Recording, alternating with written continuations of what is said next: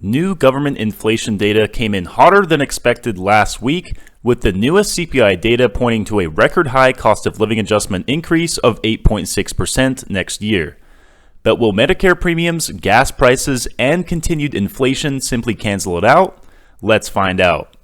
What's going on, guys? Josh Baldwin here for Mad Money Millennial, bringing you the latest news and most straightforward information out there for those of you on Social Security, SSI, SSDI, and SNAP or EBT benefits. You can do me a giant favor by tapping those like and subscribe buttons, and let's get into this update on some Social Security benefits, specifically regarding new details surrounding next year's annual cost of living adjustment.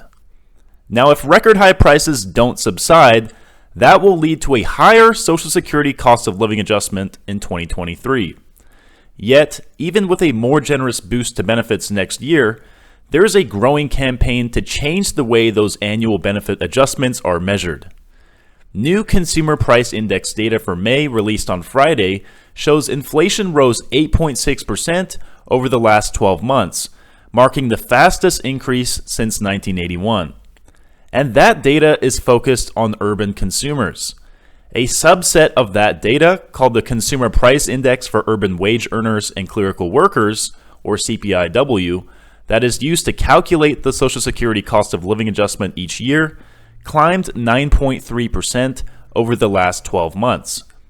As a result, the COLA for 2023 could be 8.6%, according to a new estimate from the Senior Citizens League.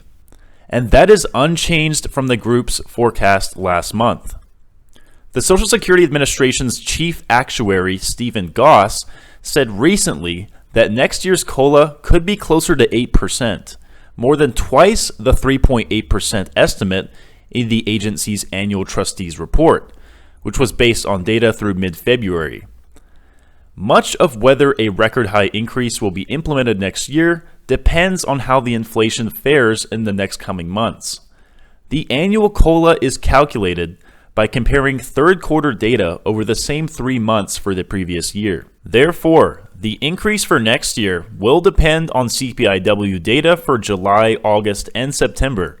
Social Security recipients saw a 5.9% boost to their benefits this year, the highest in about 40 years.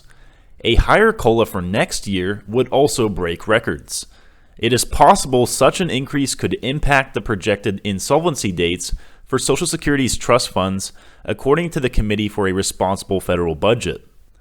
There are increasing calls to change the measure for the annual increases to the Consumer Price Index for the elderly, or CPIE, which some argue better measures the prices retirees pay.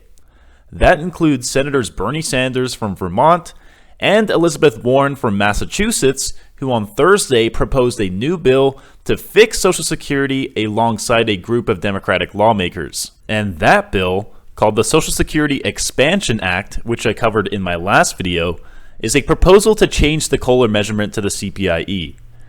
Another bill proposed by Representative John Larson from Connecticut, the Social Security 2100 Act, also proposes a switch to the CPIE. President Joe Biden advocated for this change, along with other Social Security reforms during his campaign. Social Security and senior advocacy groups like the Senior Citizens League have also called for changing over to the CPIE, which was created in 1987 by the U.S. Bureau of Labor Statistics at Congress's instruction. The switch would not represent a benefit increase, noted Nancy Altman, president of the advocacy group Social Security Works, in written testimony submitted from a December congressional hearing. It simply ensures that benefits will not erode, but will maintain their purchasing power over time. Had that measure been used for this year's COLA, the increase would have been just 4.8% rather than the 5.9% hike that has been implemented, according to research from the Center for Retirement Research at Boston College. Moreover, while the CPIE has historically risen faster than the CPIW, that difference has narrowed.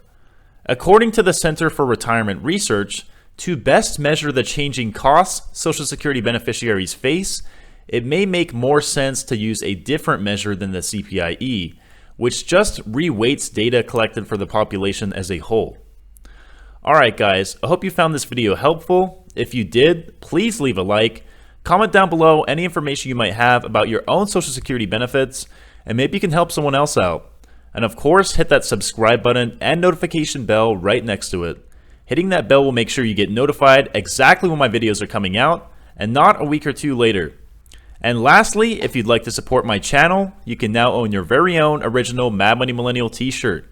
Colors come in black, gray, red, and white. And the link to my store can be found right under this video. Alright guys, stay safe, stay hustling, and I'll talk to you guys again soon.